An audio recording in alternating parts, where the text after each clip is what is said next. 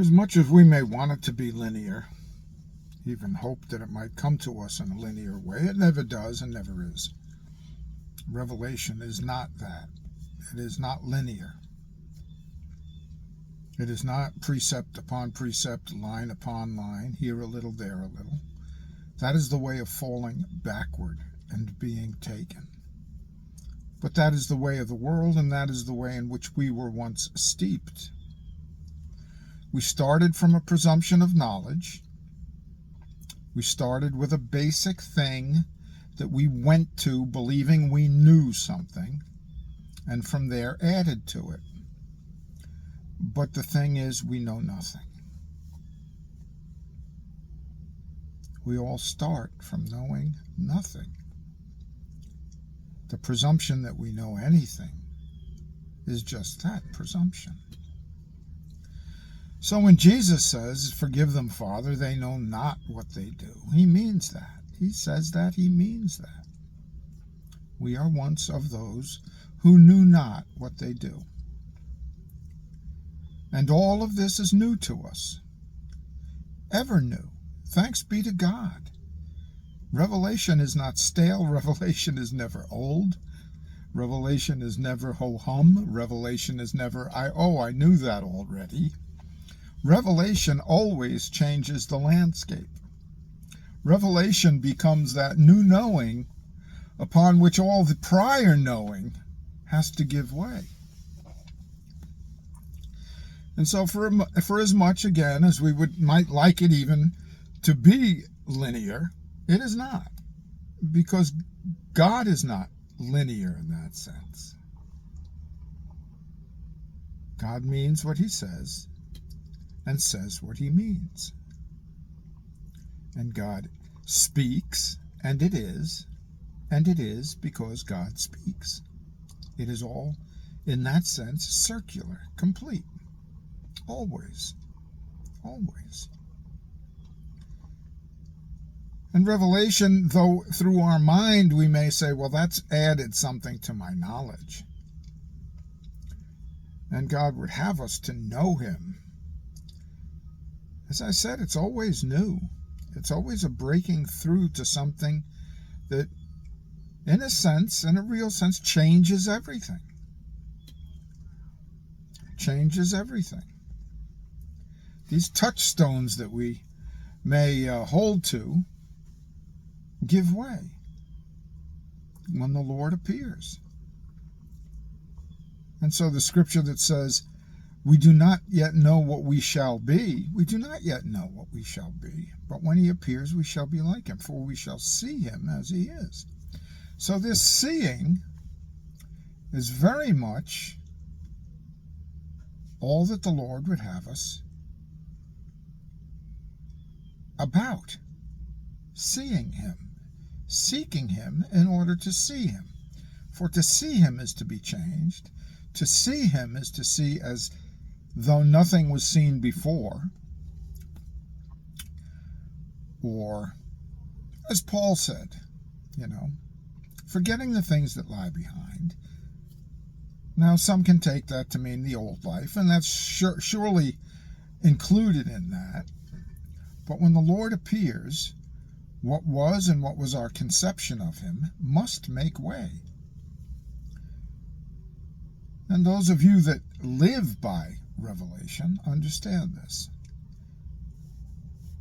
Those who may live by precept upon precept, line upon line, will not. And that's okay. If you're called, the Lord will break through. If you're called, if you are the Lord's, the Lord will break through.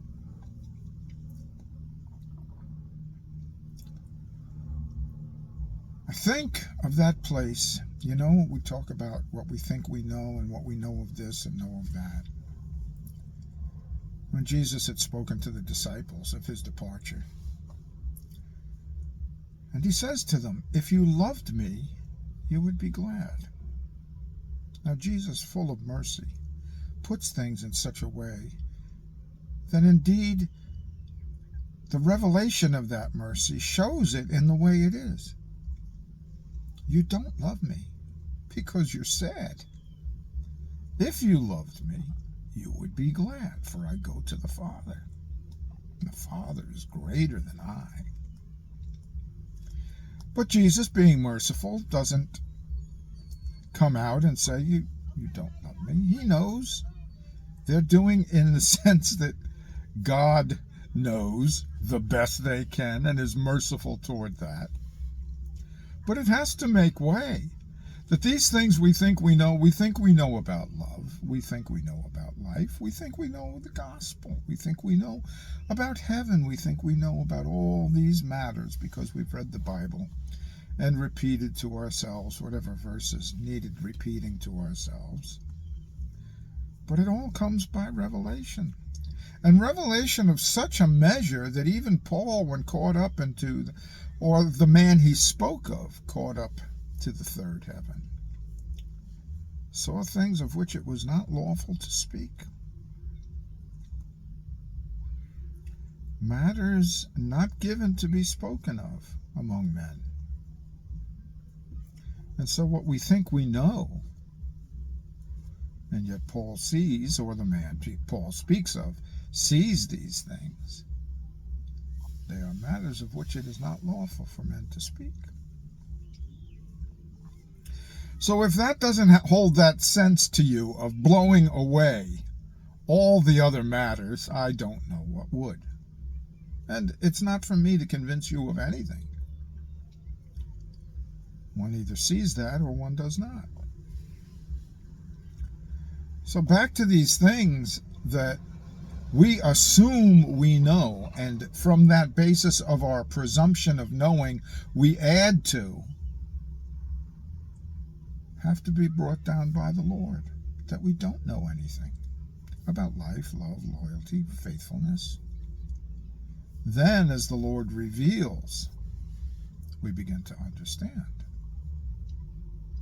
See, any craven coward can write the word courage. And one would think, okay, I know what courage means. This man wrote this word. I know what the word courage means. But when you know the man who wrote the word, gave you that word, and then you get a sense of what he means by courage, and you may say, well, this man is a craven coward. He really knows nothing of courage. Yeah, we can all write the words. We can all speak the words. But see, Jesus came in the flesh to show and to speak. And so it behooves us, when Jesus speaks, what do you mean when you say life? What do you mean when you say faith? What do you mean when you say faithfulness? What do you mean when you say sacrifice? What do you mean when you say mercy?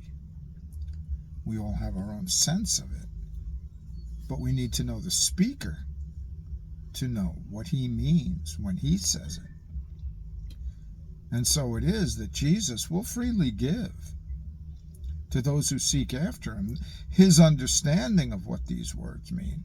But till then, our assumption that we know what they mean means nothing. Means nothing. He means what he says. He knows what he means. And so it is. We can go precept upon precept, line upon line. We can take whatever verses we like to take. And I'm not, God help me and God be merciful to me if you think in any way that I am trying to dissuade you from any embrace of the Scripture. But it is also the Scripture itself that brings us into this place of finding out we don't know. If any man thinks he knows anything, he does not yet know as he ought to know. That's pretty deep. It's not far, maybe even akin to let God be true and every man a liar. Is it enough that God is true? Is it enough that God is true? See, the man who says, I am a liar, may be speaking the only true thing he's ever said. The man who is caught in that, understands he's caught in that, cannot help himself. is brought even to the place where he dare not seek to help himself and can only despair of what he is. Even as it was, I believe, Isaiah, who despaired, who was in terror. I am a man of unclean lips who dwells among a people of unclean lips. And I have seen the King of glory. I have seen the Lord. It's a little different than what is commonly called Christianity, I suppose. That thing that the world has made into a religion and observances and practices. Things by which men can say they're something and recognize each other by that name. But in reality, what men call themselves mean nothing. It's what the Lord calls a man. It's what the Lord makes of a man, is all that matters. Even as Paul said, by the grace of God, I am what I am. And where once I thought that was a pretty advanced statement in the sense that only a real guru kind of guy, spiritual adept, a really advanced guy, a really whatever kind of guy that Paul was or is, could say without contradiction. It's true of all of us. We are what we are by the grace of God. And we either appreciate that, rejoice in it, are grateful for it,